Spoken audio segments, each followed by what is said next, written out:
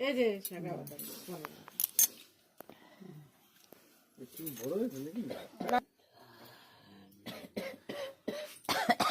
শাখা বাদাম গুলো কম ওই যে এটা করবে এখন? হ্যাঁ পড়াই দে, সব চুরি টুরি সব পরে ফেলবি এখনই পড়াই দেবো। তাহলে তো বিয়ার শাখা তো ইয়া